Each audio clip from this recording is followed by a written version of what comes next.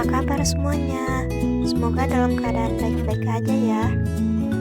Berbicara tentang pendidikan anti korupsi, sudahkah kita tahu apa itu pendidikan anti korupsi dan apa itu korupsi?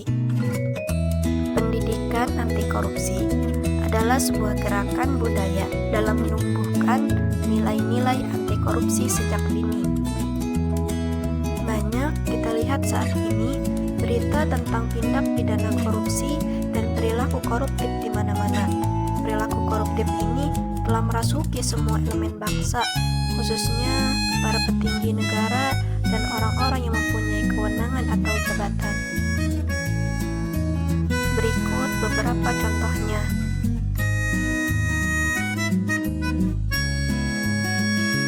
Maka, dari sinilah kita simpulkan bahwa korupsi itu adalah sebuah penyelewengan atau penyalahgunaan uang negara, perusahaan, dan sebagainya untuk keuntungan pribadi atau orang lain.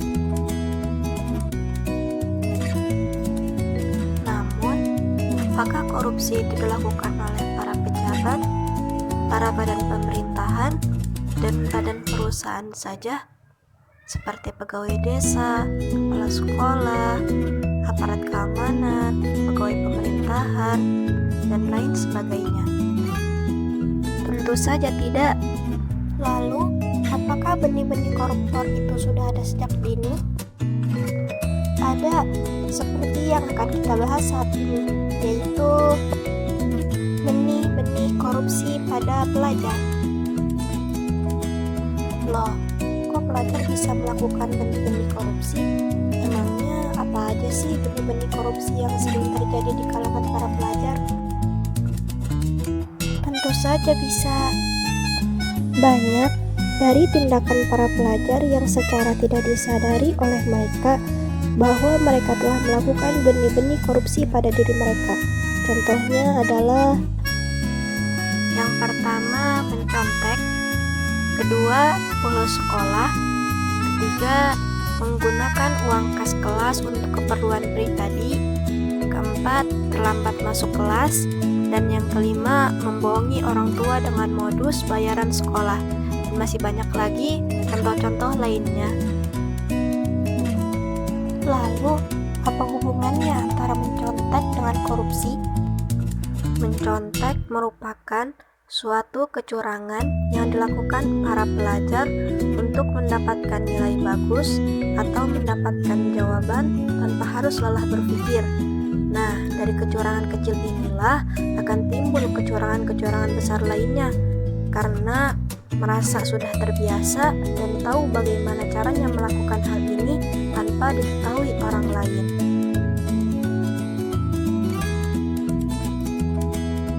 Lalu yang kedua, bolos sekolah dan terlambat masuk kelas.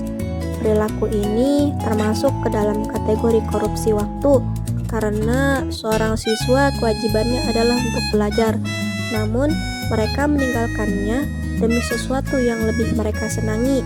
Bahkan tak jarang mereka berbohong kepada orang tuanya. Yang keempat, menggunakan uang kas untuk keperluan pribadi.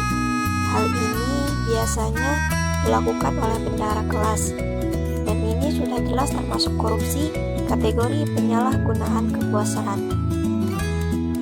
Yang terakhir yaitu membohongi orang tua dengan modus bayaran sekolah atau melebih-lebihkan iuran sekolah.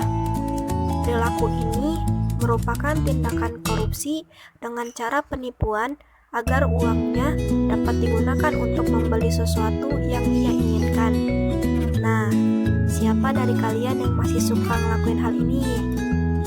Stop ya, selain kalian telah membohongi orang tua, kalian juga telah melakukan benih-benih korupsi dalam diri kalian.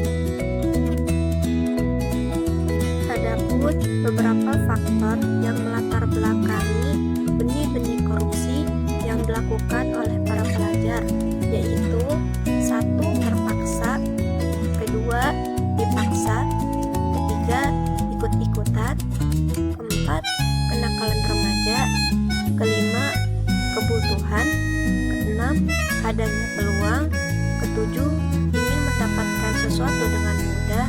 Kedelapan, keserakahan. Yang kesembilan, ingin diakui kelompoknya, dan lain sebagainya. Nah, dari sini kita paham bahwa tindakan-tindakan di atas merupakan benih-benih korupsi yang tidak menutup kemungkinan akan menjadi tindak korupsi besar di masa yang akan datang jika kita tidak menyadarinya atau tidak mau merubah kebiasaan buruk tersebut. Mari kita berantas korupsi dalam diri kita sejak dini agar tidak terjadi korupsi besar di masa yang akan datang dengan melakukan kebiasaan: 1. Senantiasa berbuat jujur. 2. Menjalankan amanah dengan tanggung jawab. 3. Menolak segala perbuatan yang mengarah kepada korupsi. 4. Tidak ikut-ikutan. 5. Selalu merasa malu apabila berbuat tidak benar. 6. Tegas pada diri sendiri dan pada pelaku korupsi. Mari kita menjadi generasi muda anti korupsi untuk Indonesia yang lebih baik, maju, sejahtera, dan damai tanpa korupsi.